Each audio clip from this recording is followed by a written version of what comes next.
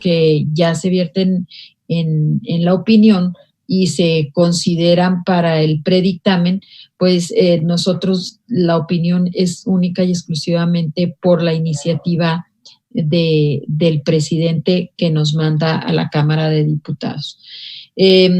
¿Por qué se violan las facultades exclusivas de la Cámara de Diputados? Porque atenta contra las facultades exclusivas de la Cámara, que es aprobar y modificar el presupuesto de egresos de la Federación, así como el contrapeso que debe existir entre los poderes de la Unión.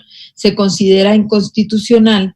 La propuesta en estudio es contraria a lo previsto en la fracción cuarta del artículo 74 de la Constitución, en la cual se establece la facultad exclusiva de la Cámara de Diputados. La aprobación del presupuesto de egresos representa un acto de colaboración entre los poderes ejecutivo y legislativo a través de la Cámara de Diputados. También hay una violación de principios porque es contraria al principio de certeza jurídica al no dar a los sujetos obligados a la seguridad de que los recursos públicos asignados originariamente por la Cámara de Diputados que sean otorgados. También modifica a voluntad los recursos asignados, fortalece la opacidad y neutraliza el debido control del ejercicio. No se establecen disposiciones precisas y claras que obliguen al Ejecutivo Federal a justificar la necesidad de hacer las modificaciones presupuestales, sino únicamente informar igual sin establecer reglas cómo hacerlo. Y contraviene la propia ley de presupuesto porque ya existe un procedimiento para contingencias por la disminución de ingresos que están en el artículo 21 y 21 bis de la Ley Federal de Presupuesto y Responsabilidad Hacendaria, que establecen los criterios a seguir en casos extraordinarios cuando en un ejercicio fiscal se presenta una disminución de ingresos.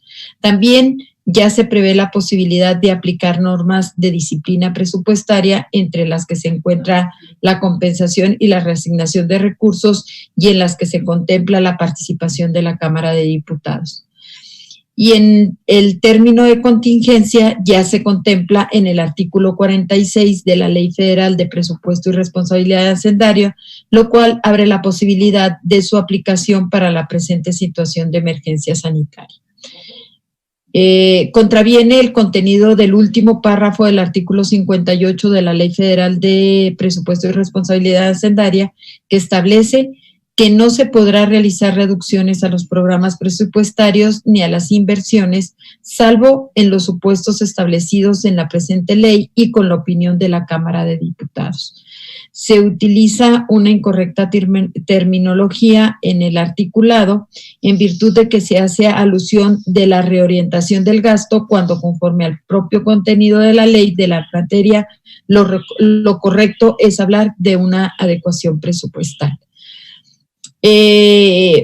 Una norma unilateral y discrecional, en virtud de que el supuesto de emergencia económica corresponde ser decretado por el propio Ejecutivo Federal, adicional a que no se establecen parámetros claros y precisos para determinar cuándo se debería decretar tal supuesto. Es omisa al definir lo que se deberá entender como emergencia económica y viola los derechos humanos porque no se establecen los parámetros sobre los cuales deben efectuarse y en qué prelación las adecuaciones necesarias para reducir los recursos de las dependencias y entidades a efecto de afectarse rubros sustanciales del presupuesto, como podrían ser respecto del cumplimiento de obligaciones judiciales, laborales, mercantiles, de seguridad social, etc.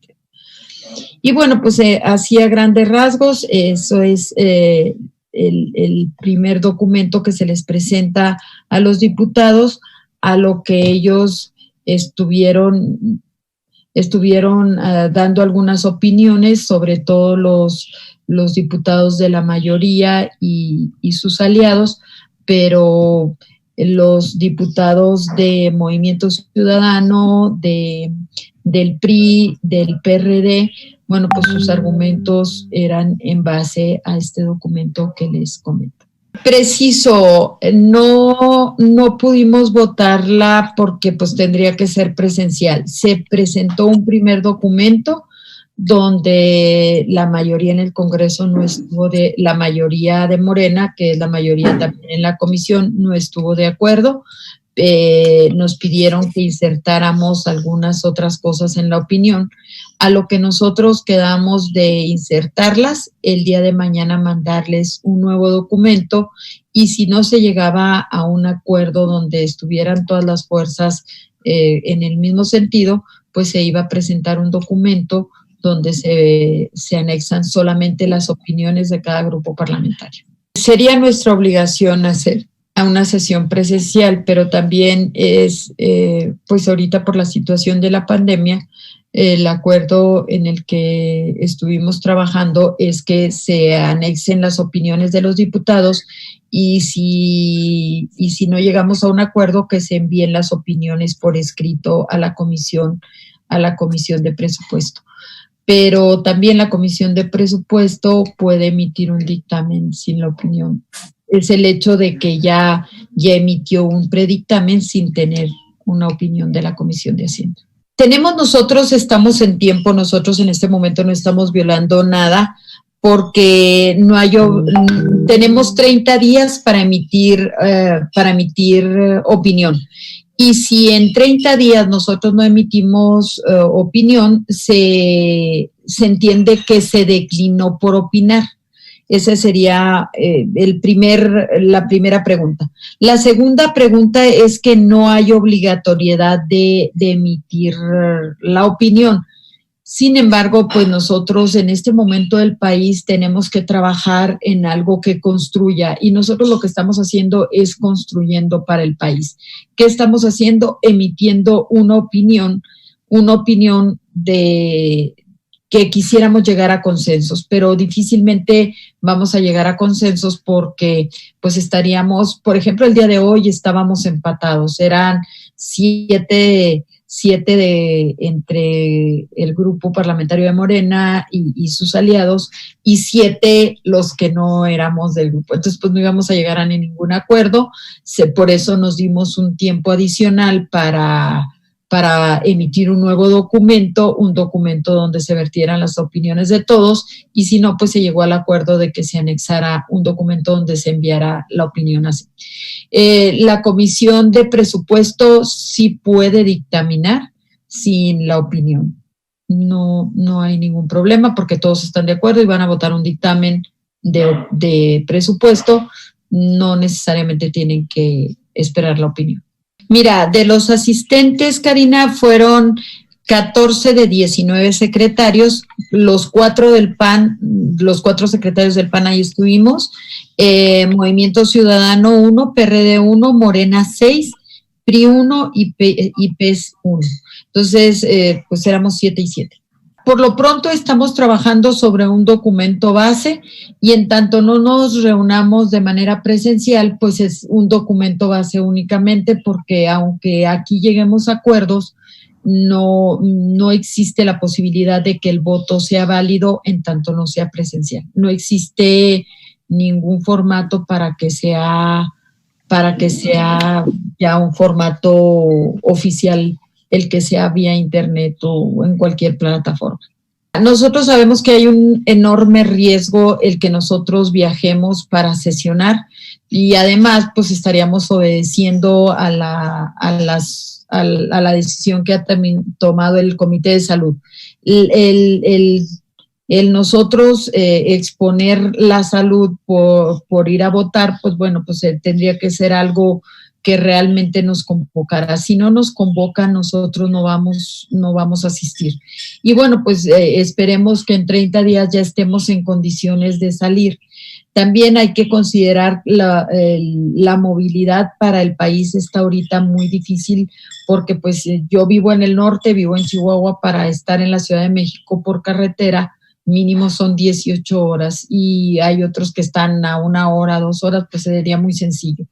Pero la movilidad en el país es muy complicado. Además, el juntar de todo el país, pues no nada más es juntarnos, es llevarnos a nuestras ciudades, a nuestras comunidades, el virus, y a lo mejor pues no nada más podemos contagiar a nuestra familia, también podemos contagiar a mucha gente que nos rodea porque podemos ser asintomáticos. Entonces, el riesgo es mucho y bueno, pero si nos convocan, pues ahí estaremos para trabajar, porque pues no hay opción. Y bueno, pues mucho dependemos mañana de que se convoque al periodo extraordinario. Yo creo que hay cosas muy, muy, muy reales. El presidente, primero que nada, presenta un decreto el día 23 y ese decreto presenta 38 prioridades para él. Dentro de esas 38 prioridades no veo yo una prioridad extraordinaria para salud, no veo una prioridad extraordinaria para apoyar a las entidades federativas ni a los municipios, no veo yo una prioridad para incentivar el empleo o un salario base para todos aquellos que queden sin trabajo o de la economía informal. Entonces, pues sí vemos deficiencias. No existe una temporalidad, no existe un concepto claro de emergencia económica. Ahorita yo creo que la emergencia económica es el segundo lugar, el primer lugar debe ser la emergencia sanitaria, la emergencia de salud. Y bueno, pues no, yo lo que pensaría que el presidente pues se equivoca, porque lo que debería presentar el presidente sería un cambio en las prioridades del presupuesto, pero con números, con cosas muy concretas para que nosotros podamos tener una base en que votar. Pero me van a dar para estas prioridades, pero ¿cuánto? Luego, ahora en el predictamen en la mañana dijeron del 3, del 5, del 10%, sí, pero del 10% del total del presupuesto o de lo que podemos mover, porque hay muchas cosas en el presupuesto que no se pueden mover porque ya son obligaciones que están pactadas. También veo que pues se ha abandonado a los estados y se ha abandonado a los municipios y no están dentro de las 38 prioridades. Entonces, pues es evidente que mi opinión en lo personal, no como presidenta de la Comisión de Hacienda, mi opinión es no votar esa iniciativa. El presidente ya tiene facultades en los artículos en la Constitución como está el día de hoy y pues no hay necesidad de hacer una nueva ley, que la verdad es que a lo mejor puede ser con muy buena o muy mala intención, pero pues si ya existe, pues mejoremos lo que tengamos y no estemos inventando el hilo negro. Nosotros todavía pues nos quedan las luchas legales de todos los argumentos que pueda existir, también una controversia constitucional, ojalá y logremos los votos.